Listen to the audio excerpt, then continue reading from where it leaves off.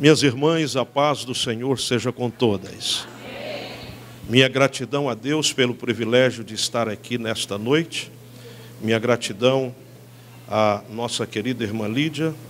Louvo a Deus pela sua vida, por Deus ter escolhido a senhora para dar continuidade a esta obra que tem sido liderada pela nossa querida irmã Wanda durante muitos anos e intensificada agora com a sua gestão à frente destas guerreiras, destas mulheres de Deus. Oramos para que o Senhor continue lhe abençoando, lhe usando, lhe capacitando e dando estratégia para unir essas mulheres do Brasil em prol do reino de Deus. Quero louvar a Deus pela vida da irmã Maria Helena Melchior, esposa do pastor Sérgio, também irmã Luciana Dutra, esposa do pastor Dutra, ali de Rio Grande do Sul, que ao lado da irmã Lídia coordenam o trabalho aqui esta noite. Trago a saudação de minha esposa, que foi impedida de vir, não obstante o desejo ser ardente, mas nós estávamos com o congresso de jovens de nossa igreja e eu precisei de vir na terça, e por esta razão ela foi impedida de vir. E hoje damos início na nossa igreja, no nosso campo, de um trabalho especial para mulheres. Haja vista que nós estamos no mês das mulheres, não é isso? O mês de março, dia 8 de março, comemora-se o Dia Internacional das Mulheres, de maneira que o departamento feminino de nossa igreja é conhecido como Preciosas.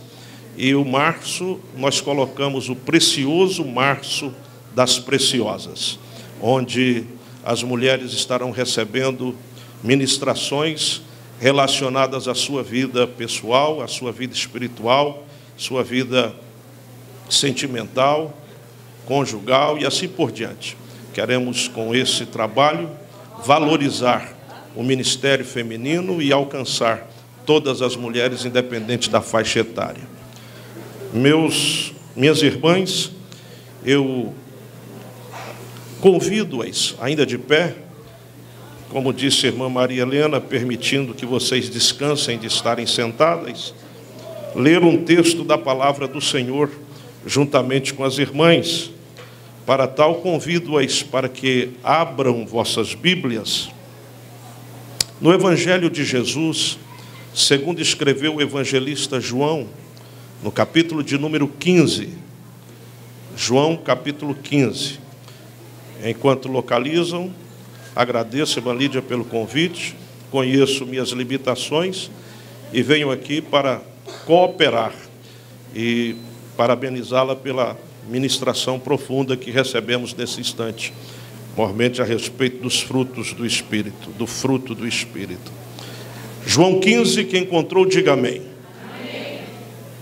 Poucas confirmaram o encontro do texto, né?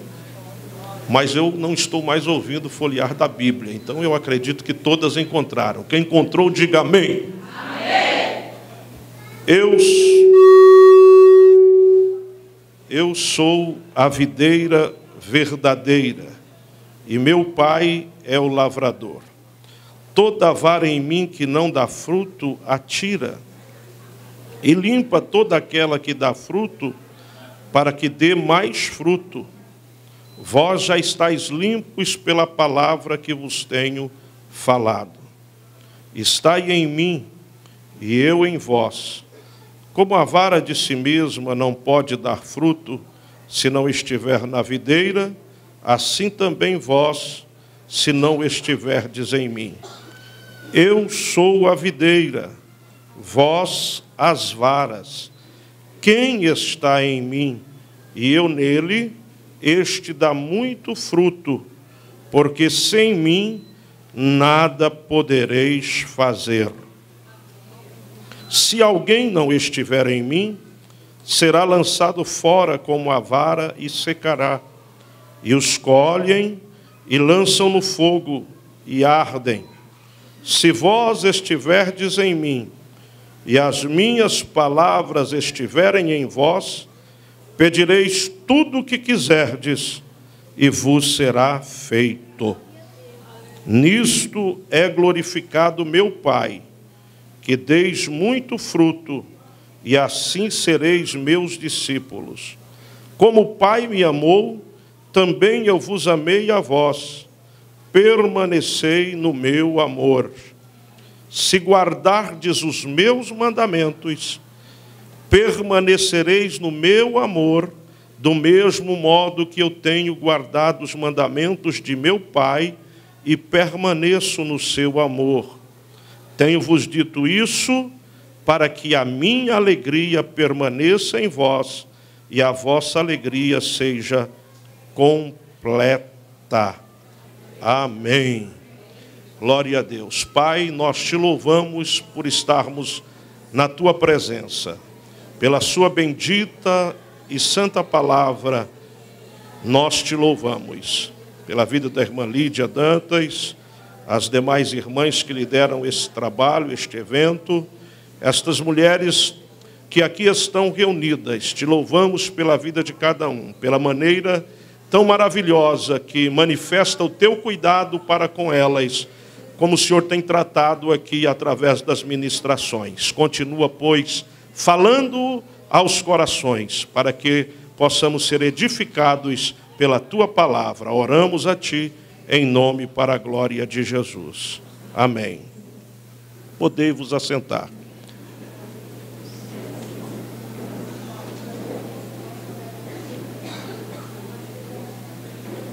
Eu gostaria de falar-lhes hoje sobre os reflexos do caráter de Cristo na vida da mulher do obreiro, com base no texto que nós lemos, extraindo daqui algumas características da mulher que reflete o caráter de Cristo na sua vida.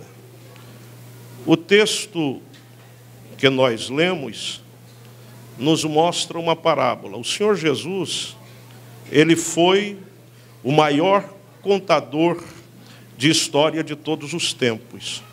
O Senhor Jesus, ele falava de coisas simples, de coisas que eram do cotidiano, do dia a dia das pessoas que o ouviam.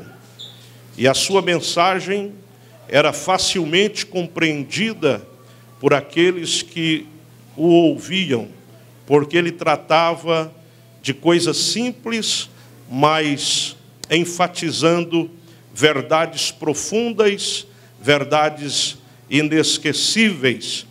Assim, através das parábolas, o Senhor Jesus eternizou os seus ensinamentos.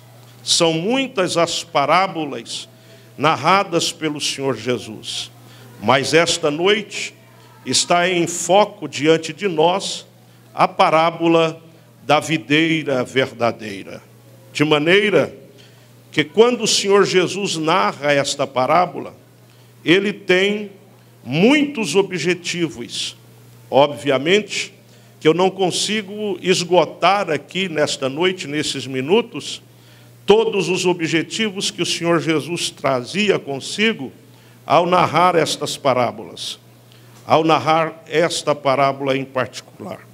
Mas eu encontro aqui pelo menos 3 objetivos que o Senhor Jesus tinha ao narrar esta parábola, e eu gostaria de sinalizar para as minhas irmãs esta noite.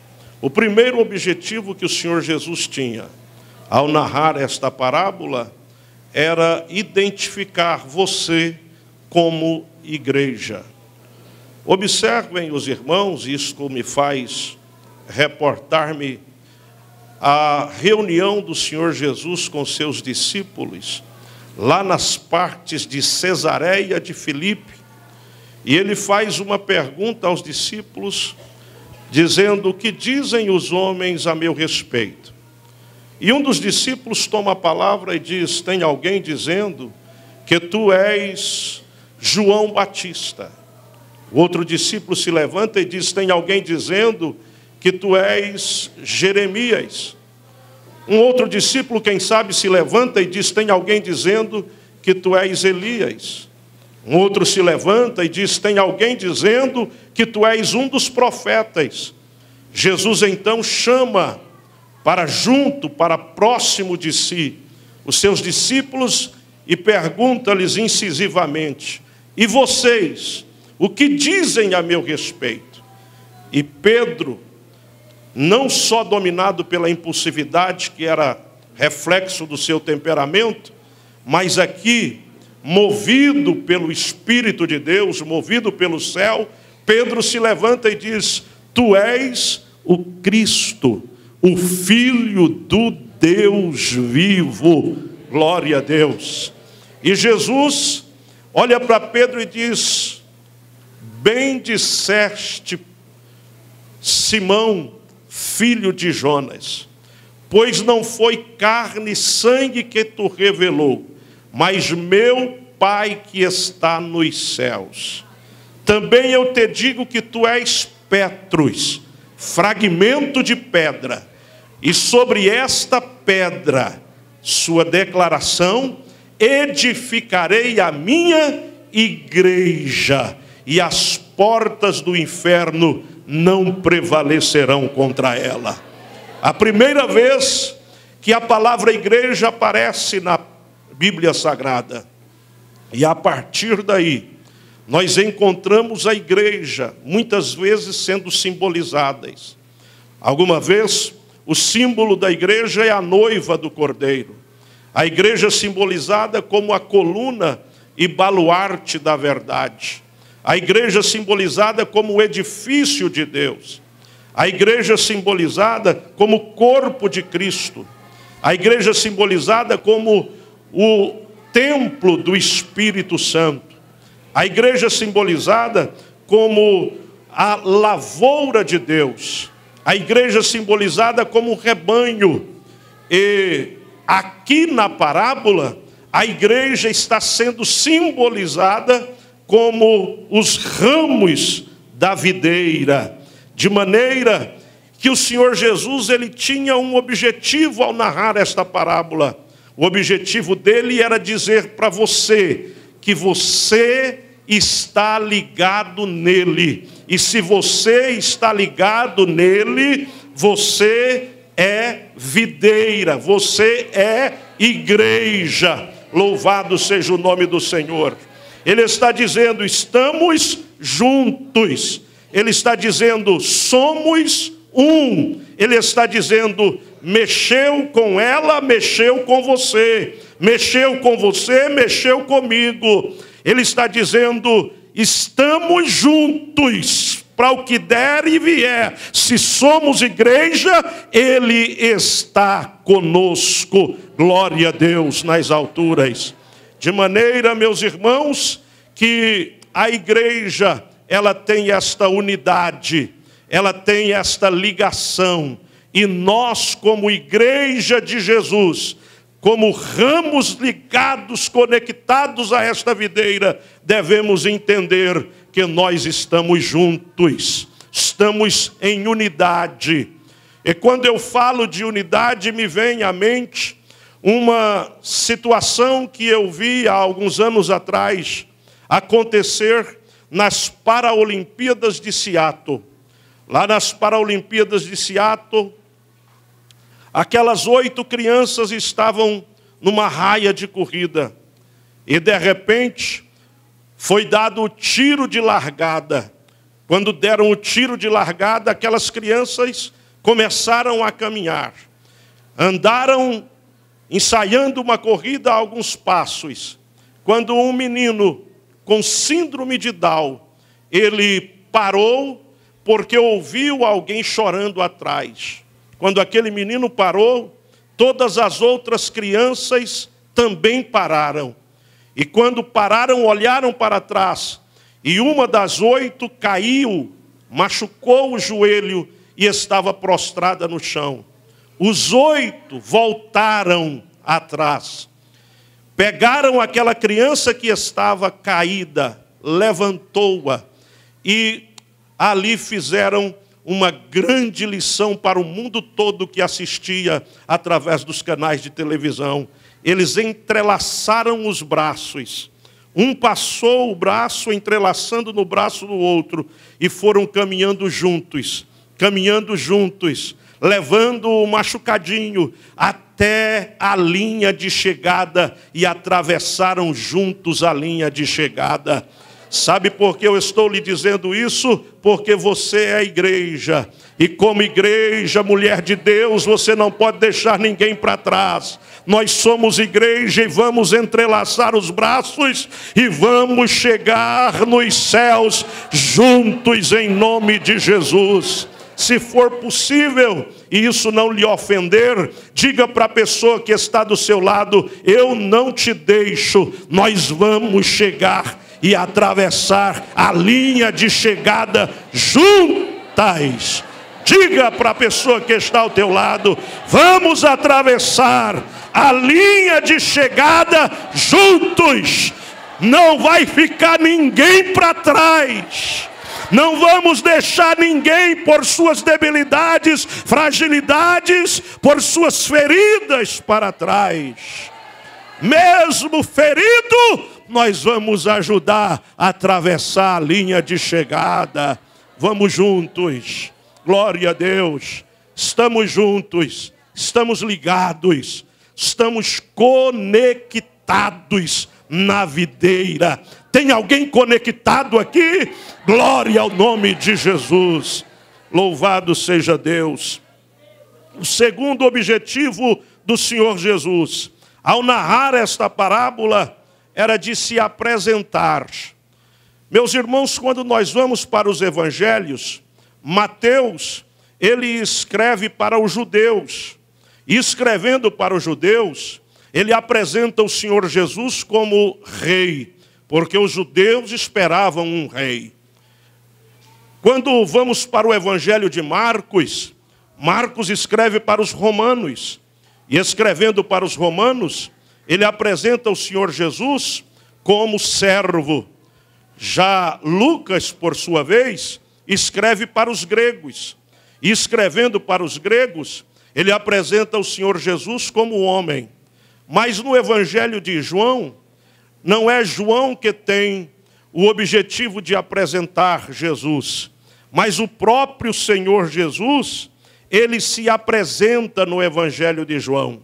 E por isso nós encontramos o Senhor Jesus se apresentando e dizendo: eu sou o pão vivo que desceu dos céus. Nós encontramos o Senhor Jesus se apresentando e dizendo: eu sou a porta das ovelhas. Nós encontramos o Senhor Jesus se apresentando e dizendo: eu sou o caminho, a verdade e a vida. Nós encontramos o Senhor Jesus se apresentando e dizendo: eu sou a ressurreição e a vida. E eu devo esta noite chamar a sua atenção para algo a fim de concluirmos este nosso pensamento. Algo que chama a minha atenção é Israel, porque para o judeu a figura da videira é uma figura muito forte, além de forte, uma figura familiar, porque a nação de Israel, ela é conhecida principalmente nas páginas veterotestamentárias, lá no Velho Testamento, como videira.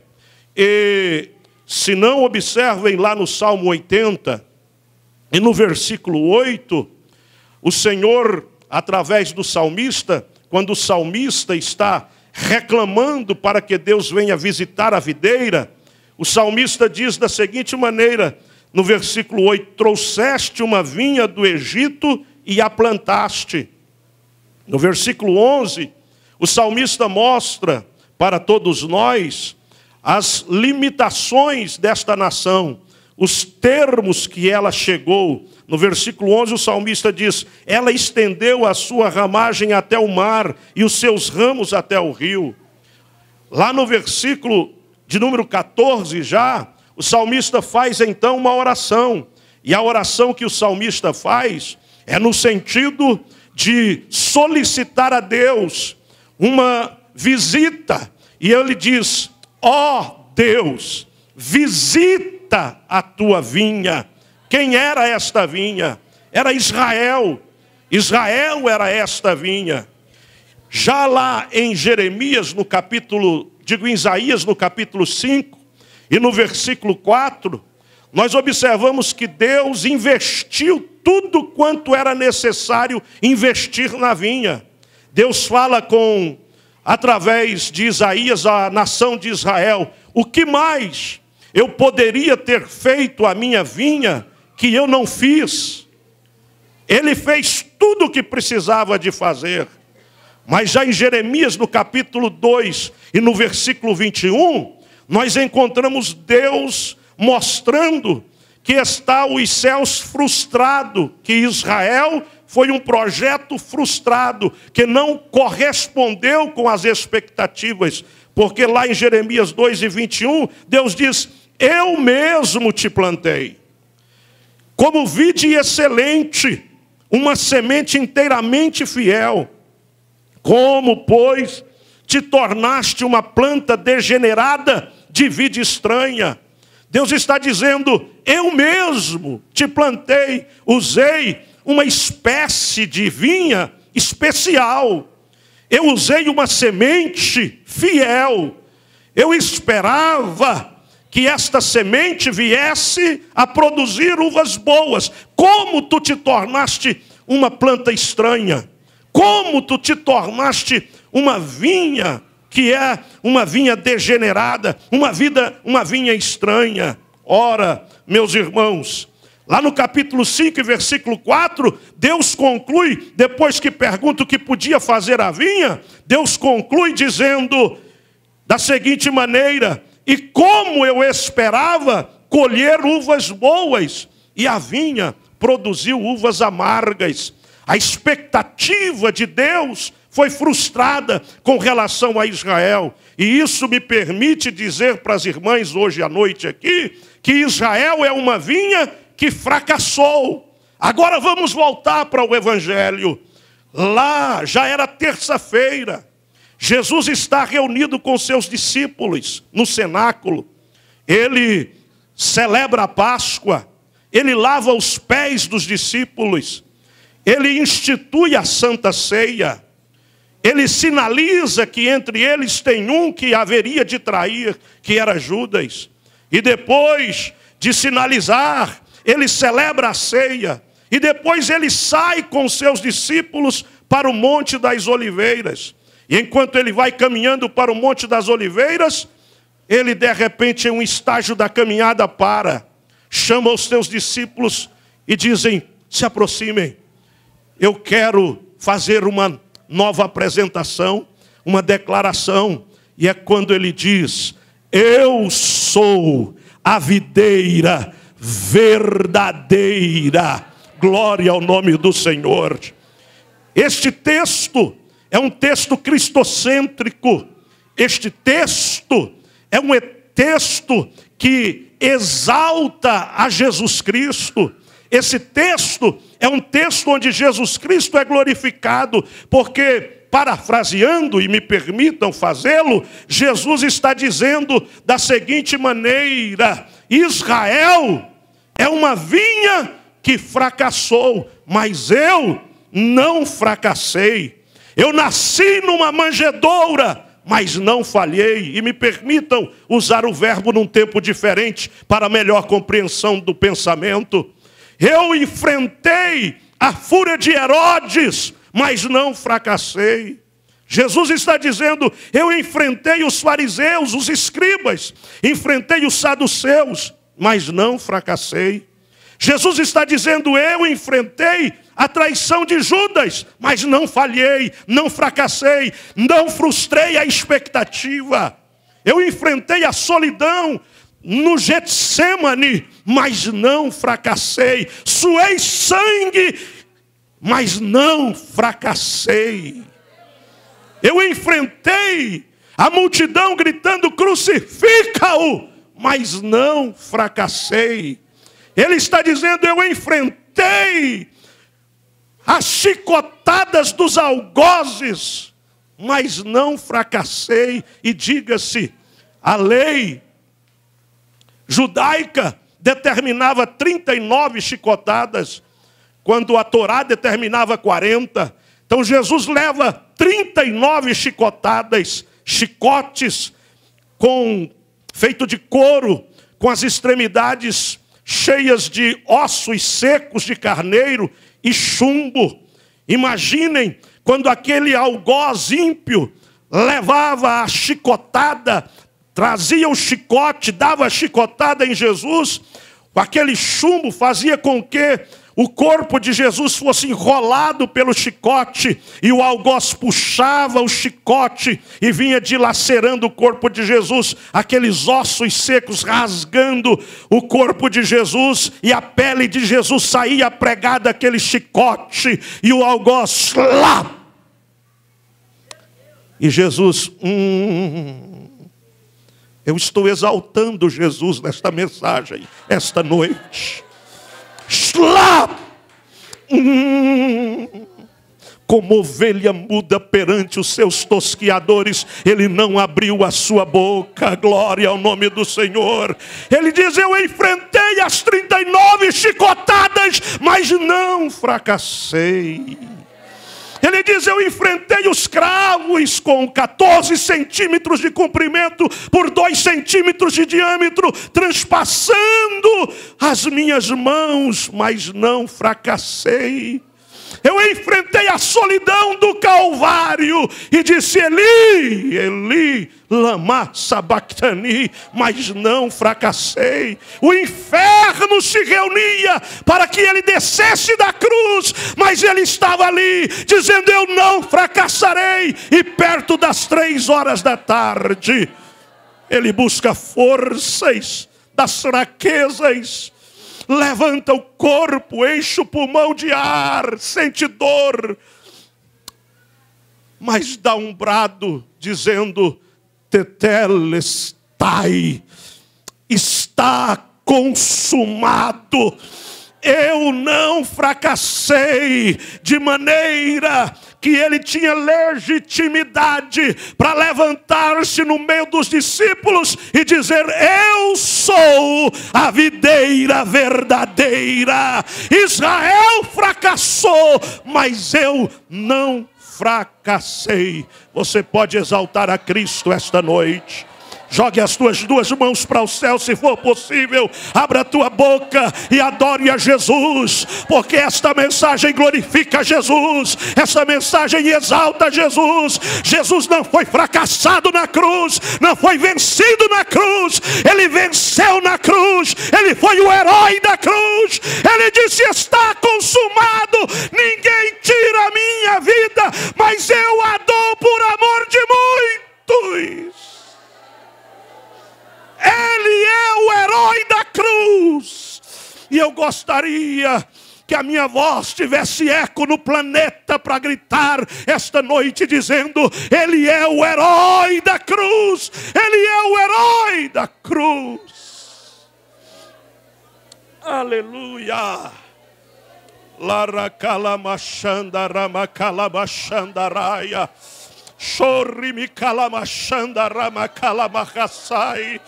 Aleluia, ele está dizendo: eu sou a videira e vocês são os ramos desta videira. Eu venci, eu venci, eu venci. Você está ligado em mim, venceu também, venceu também, venceu também. Aqui não tem derrotadas, aqui tem heroínas de Jesus, aqui tem heroínas com Jesus, aqui tem mulheres vencedoras, mulheres vitoriosas em Jesus aqui nesta noite. Você é mais do que vencedora em Jesus. Glória a Deus. Perdoe-me, mas quando eu falo de Jesus, a minha alma pega fogo. Aleluia, quando eu falo de Jesus, tem uma chama que arde dentro de mim. Quando eu falo de Jesus, aleluia, eu sinto meu coração palpitar mais forte. Ele é maravilhoso, conselheiro, Deus forte, Pai da eternidade, príncipe da paz, leão da tribo de Judá, o vencedor da cruz. Aleluia, ele tinha este objetivo, o objetivo de dizer: eu sou a videira, a videira que não fracassou. Eu não sou a videira falsa. Eu não sou a videira degenerada. Eu não sou a videira de fruto estranho. Eu sou a videira verdadeira. A videira verdadeira. Eu sou o vencedor. Eu não frustrei a expectativa dos céus. Glória a Deus. Mas Jesus tinha um terceiro objetivo ao narrar-nos esta parábola. E qual era o objetivo do Senhor Jesus? O terceiro objetivo de Jesus era então mostrar as características de uma mulher que está ligada em Cristo, que reflete as características do caráter de Cristo. Quais são estas características da mulher que tem os reflexos do caráter de Cristo?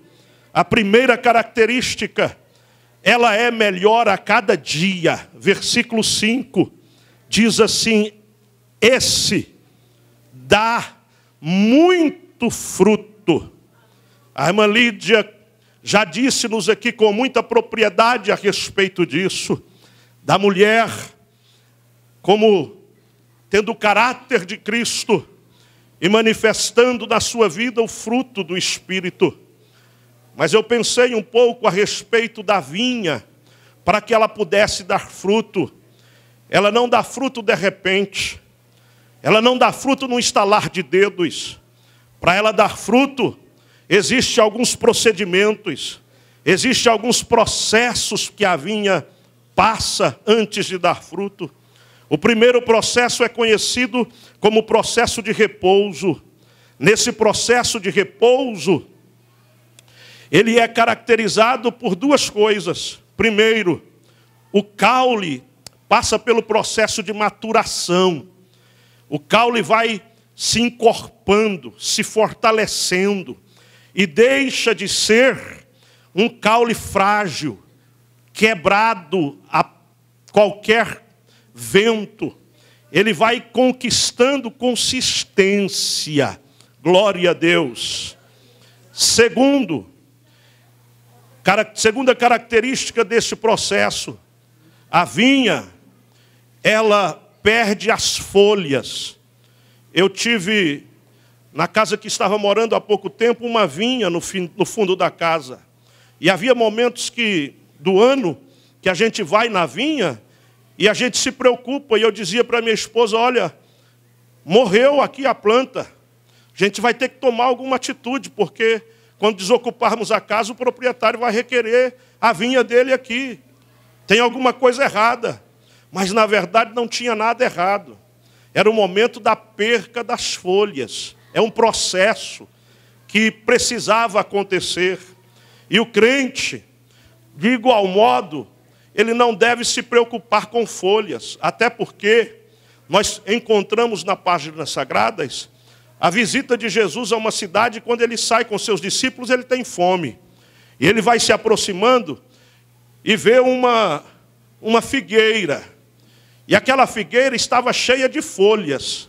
E ele foi se aproximando. Mas há uma situação que a figueira, ela dá frutos mais ou menos no mês de fevereiro. E ela começa a dar folhas no final de abril, início de maio. Então, observem, era março. Jesus olha para a figueira, vê ela cheia de folhas. Obviamente, subentende-se que ela tem fruto. Porque a figueira primeiro dá o fruto e depois nasce a folha. Jesus chegou lá e só tinha folhas. Jesus, então, faz uma declaração: nunca mais nasça fruto de ti. Jesus poderia chegar e dizer: haja fruto em ti. E o fruto apareceria, porque ele é Deus Todo-Poderoso. Mas não foi isso que ele fez. Ele condenou. Ele disse: nunca mais haja fruto em ti. Porque Deus condena uma vida de aparência sem essência. E nos dias em que nós estamos vivendo, há um desafio. O desafio, meus irmãos, não é de ter folhas. O desafio é de ser realmente manifestantes do caráter de Cristo da face da terra. Porque existe muita gente que parece ser, mas não é. Tem folha, mas não tem fruto. E Jesus condena aqueles que têm folha, mas não têm fruto. O importante não é folha, não é fama, não é aparência. O importante é o fruto. O fruto que tem que aparecer. Não são as folhas, não é a aparência, é a essência. E tem tanta gente preocupada com a aparência. Mas Paulo vem e diz, tem muitos que tendo aparência de piedade, negam a eficácia dela. Parece ser santa, parece ter longanimidade, parece ter bondade, parece ter mansidão, parece ter temperança, parece ter amor, parece ter domínio próprio, mas na verdade não tem. Tem aparência de piedade, mas nega a eficácia, não tem essência. E hoje, nesta noite, exatamente aqui, o Espírito Santo reúne a cada um de nós, e Jesus passa dando uma olhada, se só tem folhas, ou se tem frutos. Será que Ele encontrará fruto na sua vida? Tem fruto aí? Tem fruto aí? Tem fruto aí? Glória a Deus. O segundo período é o período do crescimento. Esse período já é caracterizado por uma poda chamada poda das lágrimas. É quando o viticultor vem com a tesoura e começa a podar a planta, a cortar o tesourão. Vem lá aquele tesourão e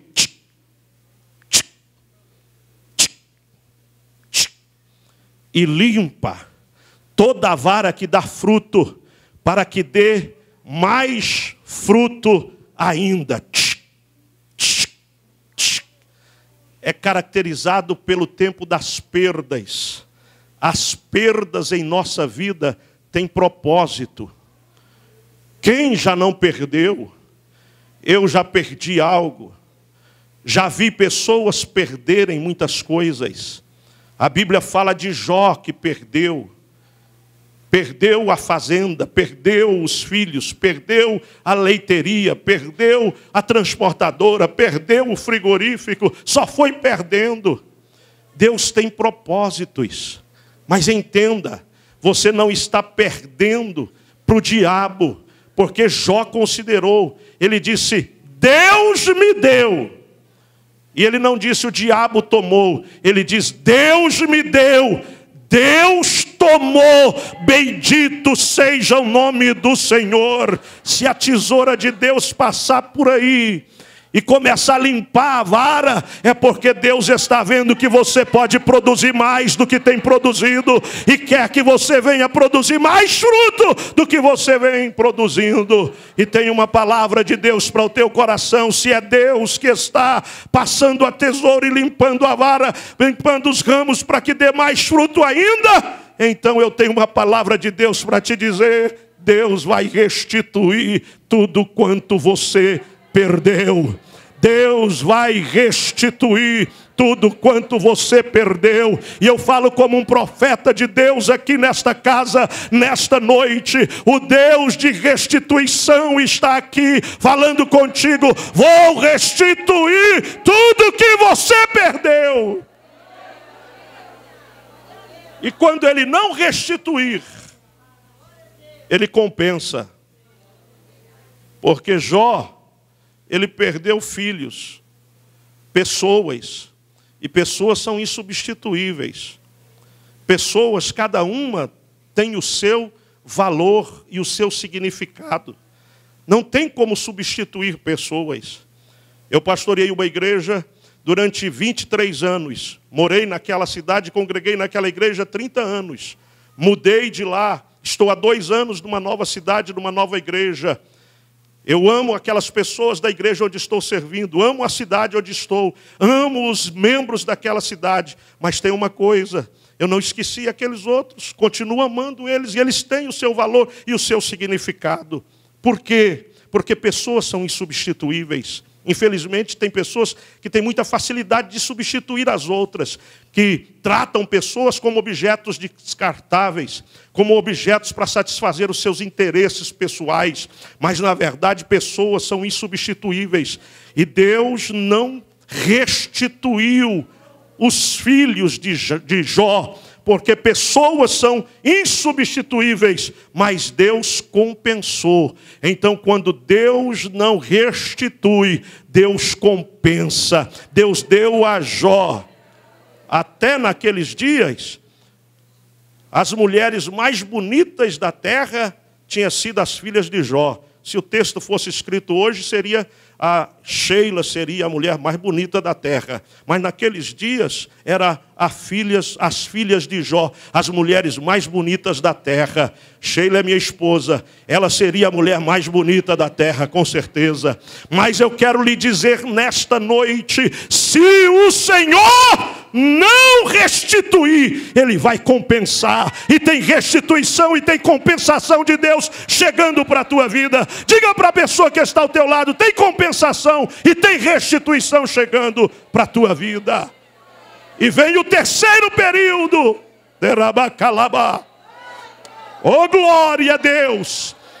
Oh, glória a Deus, que esta escola bíblica seja uma escola bíblica profética, que este encontro seja um encontro profético, que você saia daqui esta noite dizendo, Deus vai me restituir, Deus vai compensar, o que eu perdi por um processo divino, para dar fruto a seu tempo. Glória ao nome de Jesus. Aleluia. E vem o terceiro período, que é o período da elaboração. É quando os frutos aparecem. Então, para que o caráter de Cristo se manifeste na sua vida, existe um processo que você está atravessando, este processo. O processo do crescimento, o processo do repouso e o processo da elaboração. E os frutos vão aparecendo. E sabe quando os frutos aparecem? Aí a irmã se torna uma melhor esposa do que foi ontem. E amanhã a irmã será uma melhor esposa do que é hoje. Quando os frutos aparecem, a irmã será uma melhor mãe do que foi ontem. E será uma melhor mãe amanhã do que é hoje. Quando os frutos aparecem, você será uma melhor obreira do que foi ontem. E será uma melhor obreira amanhã do que é hoje. Quando os frutos aparecem, e quando eles aparecem, você se torna melhor a cada dia. Até porque a proposta de Deus para a nossa vida é esta, que nós somos transformados de glória em glória. De glória em glória. Diga comigo, de glória em glória. De glória em glória. De glória em glória. Então não pode retroceder. Se estiver retrocedendo, não tem fruto. Você tem que avançar. É de glória em glória. É como a luz da aurora. Vai brilhando, brilhando, brilhando. Você já levantou de madrugada para ver o sol nascer? Ele vai brilhando, o crepúsculo vai desaparecendo e o sol vai brilhando, vai se avolumando, vai até ser dia perfeito. A vontade de Deus é que você seja melhor a cada dia, melhor esposa, melhor mãe, melhor funcionária, melhor profissional, melhor crente. Você precisa ser melhor a cada dia. Quem tem o caráter de Cristo melhora. E tem alguma coisa para melhorar aí na tua vida ou não tem? Tem, porque nós estamos num processo de crescimento. Eu li alguma coisa a respeito.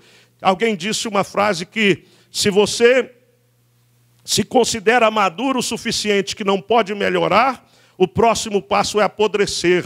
Então nós estamos num processo de crescimento. É melhor hoje do que ontem, melhor amanhã do que hoje. É melhor, glória a Deus. Olha para a irmã que está aí ao teu lado e diga para ela, vai melhorando, tem alguma coisa para melhorar, melhora um pouquinho mais, melhora, vai melhorando até ser dia perfeito. Tem fruto, está sendo melhor. Segunda característica, de alguém que reflete o caráter de Cristo, que está ligado em Cristo, conectado em Cristo, sua oração é respondida. A oração é respondida. Jesus disse, se você estiver em mim e eu estiver em você, se o meu caráter estiver em você, pedireis tudo o que quiserdes e vos será feito. É isso mesmo, pedirás tudo, é tudo. Eu disse tudo, tudo, tudo, tudo o que quiserdes e vos será feito. Eu li que quando John Kennedy era presidente dos Estados Unidos da América, ele tinha um filho de 2 anos de idade, cujo nome também era Kennedy, era John. E o John percorria os corredores da Casa Branca. E às vezes, dizia aquele escritor, que ele ultrapassava os corredores, ultrapassava o segurança, empurrava a porta do salão oval, entrava lá no salão oval, se jogava no colo do pai, o beijava, o abraçava e trocava carícias com o pai. Quando eu li aquilo, eu fiquei imaginando eu e você, nós, glória a Deus, pois nós percorremos não os corredores da Casa Branca, mas nós percorremos os corredores do Palácio de Cristal. Nós percorremos o corredor do céu através da nossa oração. Nós não precisamos de empurrar a porta do salão oval, porque o véu do templo já se rasgou, e se rasgou de alto a baixo. O que nós precisamos é nos lançarmos no colo do Pai e dizermos, Abba, papaizinho querido, faça isso, experimente degustar o sabor da oração, experimente orar mais e com intensidade. Se nós orarmos, Deus vai responder. Se você orar, o céu vai se mover.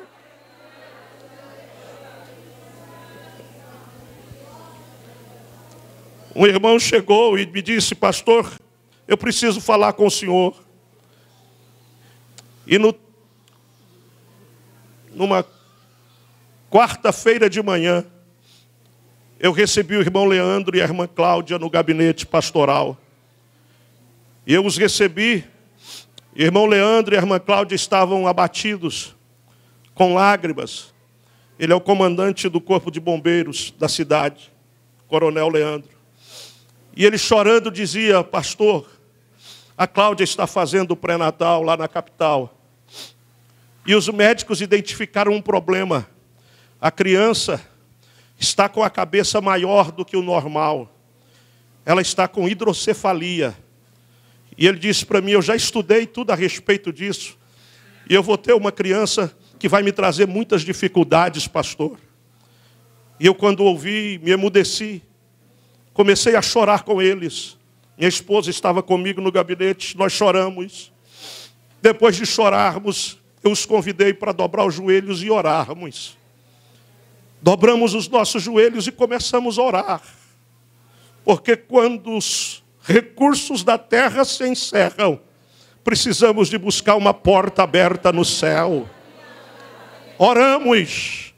Eu pedi para que a Sheila colocasse a mão no ventre da Cláudia. A Sheila colocou a mão e eu disse, ordena para que a cabeça da criança volte ao normal. E a Sheila começou a ordenar, em nome de Jesus, a cabeça da criança volte ao normal. E nós começamos a sentir a glória de Deus, a presença de Deus, o Espírito Santo nos visitando de tal forma que eu recebi fé, levantei-os de joelho e disse, vão em paz. E eles foram para a capital.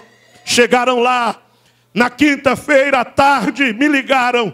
E quando me ligaram, estavam dizendo, pastor, aconteceu um milagre.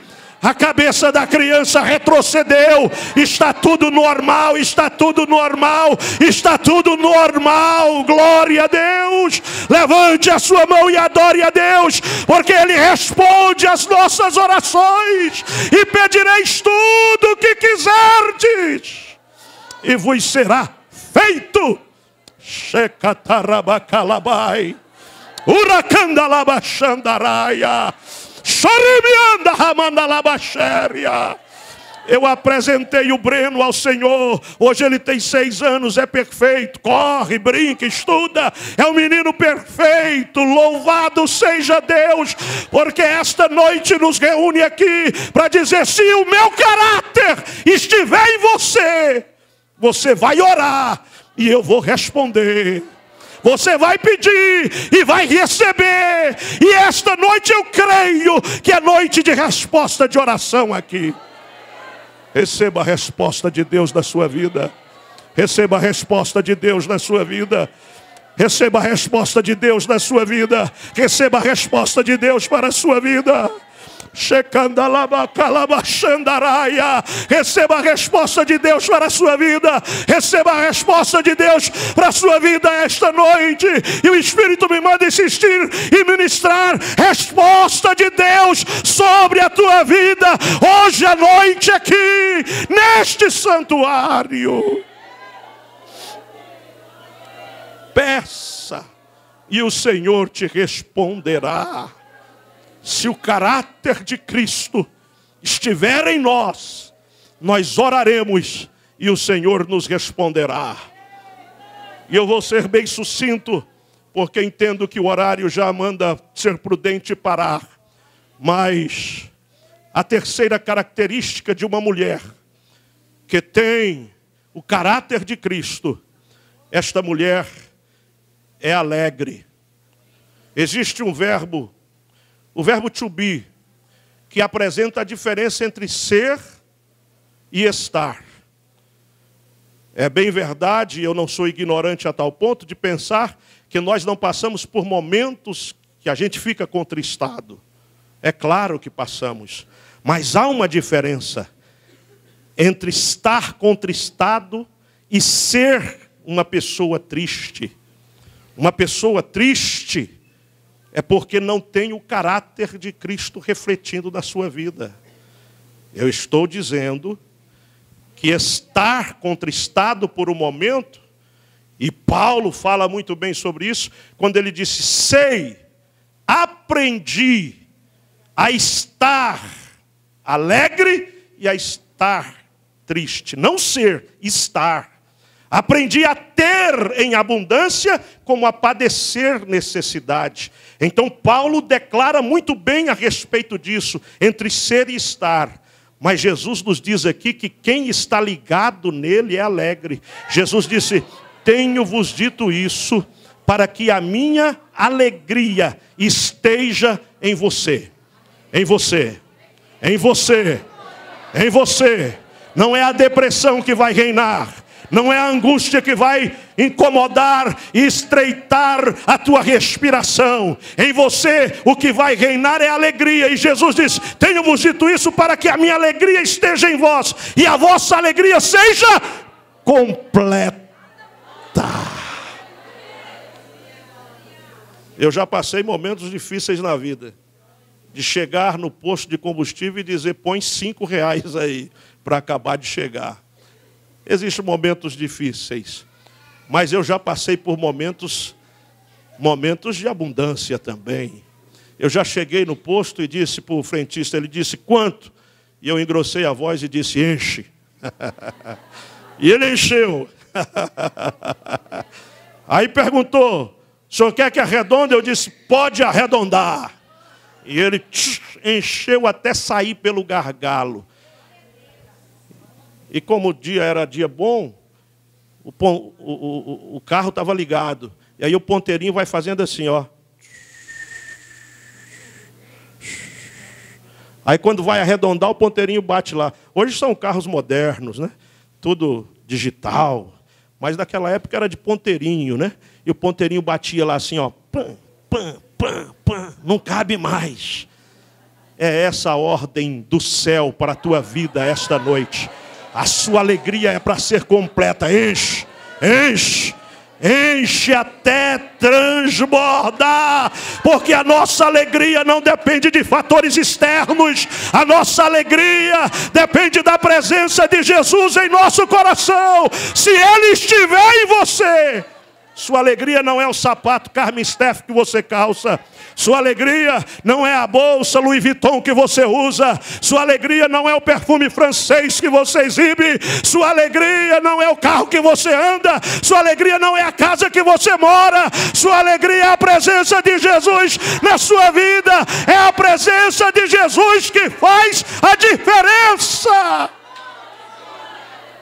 Eu já fui em palácios e vi uma gente triste, mas já fui em choupanas na África e encontrei um povo alegre, um povo feliz. A nossa alegria é determinada pelo céu. E o céu diz hoje, a vossa alegria será completa. Completa. Eu estive com a Sheila, irmã Lídia, na Inglaterra. E nós fomos lá no Palácio de Buckingham. Quem vai lá em Londres tem que ir lá, né? E uma expectativa assim de poder ver a rainha da Inglaterra, né? Quem sabe se ela não aparece da janela ou não sai pelo portão. A gente fica cheio de expectativa. E eu fui ansioso. Cheguei lá, já quis saber logo se a rainha estava no palácio ou não. Porque tem como você descobrir, não é? Não é que eu vou chegar lá e perguntar, mas existe como descobrir se a rainha está no palácio ou não. Como é que você faz? Creio que vocês já sabem disso. Você olha para a bandeira que está tremulando no palácio. Se a bandeira for a bandeira da Inglaterra, é porque a rainha não está no palácio. Mas se a bandeira for o estandarte da rainha, chamado Royal Standard, então a rainha está no palácio. E eu cheguei com a Sheila, chegamos rápido, e eu já fui procurando onde está essa bandeira, onde que está. Aí encontrei a bandeira, lá estava a bandeira da Inglaterra. A rainha não estava no palácio. Vi o palácio, mas não vi a rainha. Minha irmã, você está sentada ao lado de um palácio esta noite. Tem um palácio aí do seu lado. Tem um templo, o templo do Espírito Santo. E existe algo que sinaliza a presença, não é da rainha, mas é do rei. O que sinaliza a presença do rei na tua vida é a alegria que você estampa na sua face. A gente até canta, não pode ser triste o coração que ama Cristo. E eu creio, irmã Lídia, que esta noite é uma noite de batismo, de alegria aqui, porque Jesus está no palácio. Dá uma olhadinha para a direita, dá uma olhadinha para a esquerda, assim meio de canto de olho. A gente diz lá no meu estado de rabo de olho, de canto de olho assim. Dá uma olhadinha no palácio que está ao teu lado e vê se tem a presença do rei ou não. Tem a presença do rei ou não? Tem a presença do rei ou não? Olha, parece que aqui na frente tem sorriso, tem alegria. Esta alegria é o sinal de que o rei está no palácio, o rei está presente. Tenho-vos dito isso para que a vossa alegria seja completa.